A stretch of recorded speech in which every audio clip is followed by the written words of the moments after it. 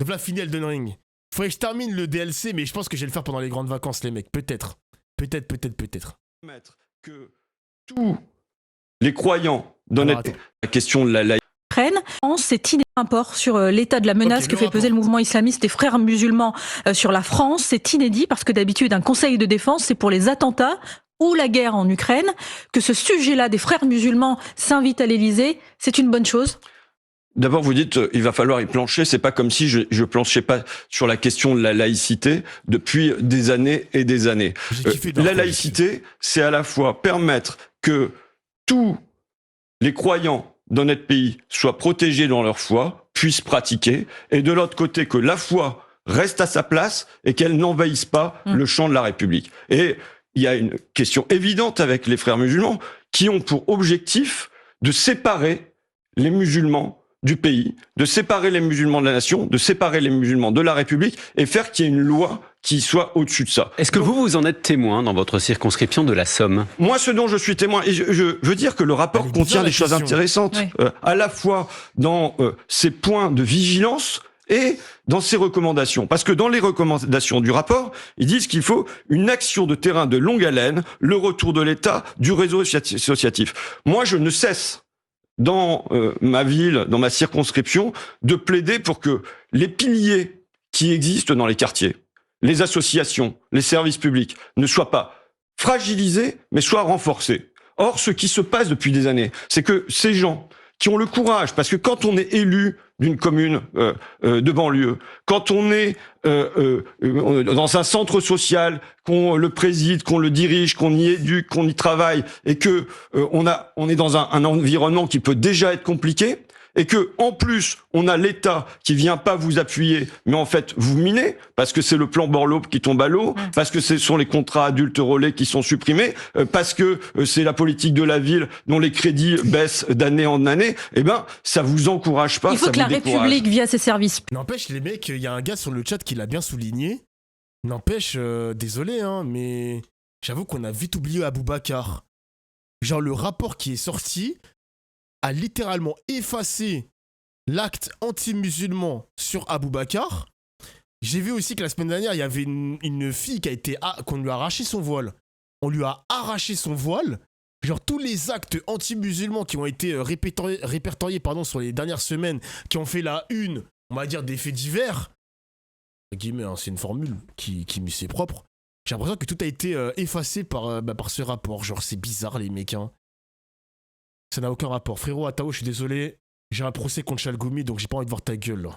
Dès que je vais gagner le procès, je te débanne de mon stream, c'est bon? Dès que franchement, je gagne le procès contre Chalgoumi, je te débanne du stream. C'est bon, j'en ai marre maintenant. On me casse les couilles, frère, ça y est.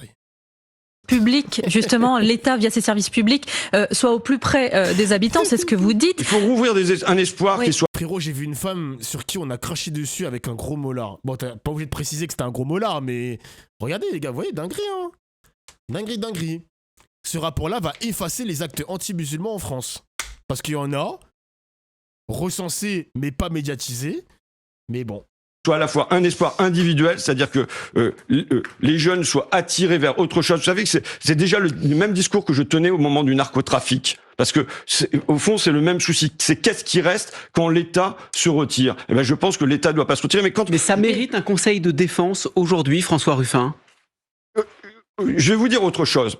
Je crois à la loi de 1905, à toute la loi de 1905, rien qu'à la loi de 1905. Et la loi de 1905, elle permet, dans son article 31, 34, 35, elle permet quoi? Elle permet d'avoir une politique pénale sur la laïcité. C'est-à-dire qu'elle permet au garde des Sceaux de dire, ben là, il y a des atteintes à la laïcité. Je lance une circulaire auprès des procureurs qui demande des investigations aux juges d'instruction avec, à la clé, des sanctions. Ça veut dire que des lois, on l'a déjà. On a notre loi faite par Aristide. Mais vous voyez, les gars, ils pensent... putain, ça me fait chier d'être d'accord avec lui, hein. Mais c'est ce que je disais tout à l'heure, les gars. Plutôt que de surmédiatiser ce qui se passe en France avec les frères musulmans, on a déjà des lois, on a déjà des leviers pour s'attaquer aux problèmes. D'après eux, c'est un problème. On a déjà des leviers. Donc on peut essayer de solutionner le problème et on passe à autre chose. Jure, un nouveau. Mais là, il a raison, Ruffin, sur ça, les mecs. Sur le constat, il a raison. On parle trop d'islam en France, genre. Briand et Georges Clemenceau, les grands-pères fondateurs de la laïcité, qui pourraient, et on pourrait activer des leviers si jamais, pas ce qu'il y a, c'est pas si jamais, quand il y a atteinte à la laïcité. Sauf qu'il y en a un qui va aller plus loin, pardon. Or, pas une seule fois Gérald Darmanin ni ses prédécesseurs n'ont activé ce volet de la loi de 1905. Je pense que ça devrait être fait. Vous dites la loi suffit, la loi de 1905 suffit, sauf que Gabriel Attal, lui, il veut aller plus loin. Mais le bug à Tao, je l'ai déjà vu se faire ban 2-3 fois d'Oflin, c'est qui? C'est un argument. En fait, comme je l'ai déjà dit à Keto, il y a des viewers de droite qui n'ont pas leur streamer de droite sur Twitch. Et du coup, ils trouvent leur refuge, c'est des streamers de gauche. Pour venir ensuite me casser les couilles. Il y a des semaines A, des fois il est pas casse-couille, semaine B il est casse-couille. Donc moi désolé les gars, je peux plus. Moi je commence à saturer des droitards qui n'ont pas d'orphelinat, qui n'ont pas de refuge, qui terminent chez moi, genre. Cassez-vous, genre. C'est mon hop, je te jure frère. Notamment sur l'interdiction du voile dans l'espace public pour les mineurs de moins de 15 ans. Qu'en pensez-vous ? Est-ce que, d'abord, M. Gabriel Attal, il va dire la même chose sur la kippa? Parce qu'il dit là, le voile, finalement, il est imposé aux jeunes c'est pas choisi. Mais moi, j'ai été baptisé à 6 mois. Est-ce qu'on va interdire le baptême? Vous voyez, parce que c'est imposé. Bon, donc ça pose des questions. C'est vrai qu'il y a beaucoup de jeunes qui portent la kippa, hein. C'est vrai. Si tu interdis le voile pour les mineurs de moins de 15 ans, peut-être que la kippa aussi, tu pourrais l'interdire, non? Il a pas tort sur ça, hein. Il a pas tort, hein, Ruffin. Attention, Ruffin, il fait une remontada, les mecs. Attention, mais je pense que l'opportunisme... Et vous voyez bien la question du voile je pense dans le débat public. Après, je suis de droite et je regarde le stream. Tant qu'on reste respectueux, y a-t-il un problème? Non, tout va bien. Bah, moi, j'ai pas de problème avec toi, Tonio. Par contre, il y a marqué utilisateur suspect. Il y a marqué utilisateur suspect, donc je sais pas. C'est pas moi, hein. C'est pas moi qui t'ai mis une étiquette, c'est pas moi. Hein. L'opportunisme de Gabriel Attal sur ces questions-là fait pour moi le jeu des islamistes. Et d'ailleurs, c'est ce que dit le rapport. Le rapport est de dire, attention, il y a un sentiment d'islamophobie, même d'une islamophobie d'État, et que la religion musulmane, les croyants, les pratiquants ne sont pas traités à égalité, mais sont traités à part, avec des lois à part. Et là, ce que fait précisément Gabriel Attal, c'est ça. Je le dis, pour moi, dans ces pratiques, c'est une alliance objective avec les islamistes qui veulent séparer les musulmans de la République. Il y a en même temps, si j'ose employer le mot, selon vous, de l'islamophobie et de l'entrisme.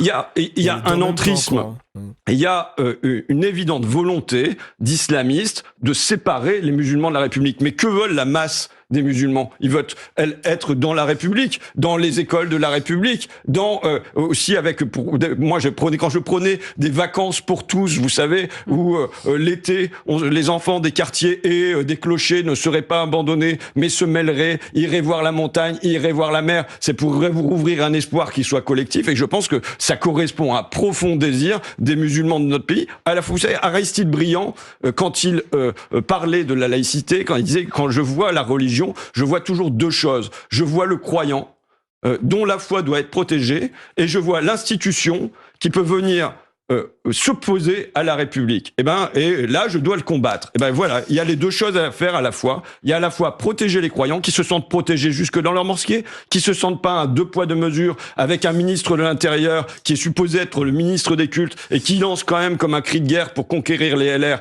à bas le voile. Enfin, est-ce qu'on imagine Georges Clemenceau ou Aristide Briand crier à bas la calotte quand ils étaient ministres? C'est impensable. Donc là, il y a une pratique depuis le sommet de l'État qui stigmatise et qui, évidemment, renforce en contrepoint un sentiment d'être victime et qui contribue à séparer les musulmans de la République. C'est de cette spirale infernale, avec des alliés objectifs, qu'on doit sortir. François Ruffin, député de la Somme et candidat à cette primaire. Putain, les mecs, franchement, le discours de Ruffin, j'aime bien les mecs, hein. J'aime bien ce qu'ils proposent, etc. Quand ils parlent de la laïcité et tout, je souscris à ses propos. Mais les gars, j'imagine, je suis désolé, hein, mais je vois une vision apocalyptique de 2027. Vous imaginez, les gars, une France sous la droite, avec ce climat islamophobe qui pourra encore plus se multiplier pour 2027? Mais moi, ça me fait extrêmement peur, les mecs, hein. Ça me fait extrêmement peur.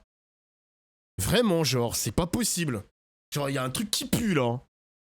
La droite fait peur. Moi, je ne connais pas les solutions pour 2027. Le climat est déjà pourri sous le macronisme. Alors, imaginez quand ce sera Marine Le Pen au pouvoir. Imaginez les mecs, ayez une vision genre. Imaginez. Et encore, Dofla, t'es pas musulman, t'as de la chance. Mais moi, je me demande, ça se traduit comment hein, chez vous, les gars hein. Genre, quand tu te lèves le matin, est-ce que tu sens qu'il y a une aura ténébreuse qui t'encercle, ça pèse sur tes épaules? Comment ça se caractérise, les gars? Vous êtes en mode, je m'en bats les couilles? Ou vous êtes en mode, ah, c'est bizarre comme climat, quand même? Vous le sentez, cette atmosphère un peu... J'ai le démon, je vais pas te mentir. Après, les gars, t'as des rebeux. En fait, c'est ce que j'explique à chaque fois sur mes streams.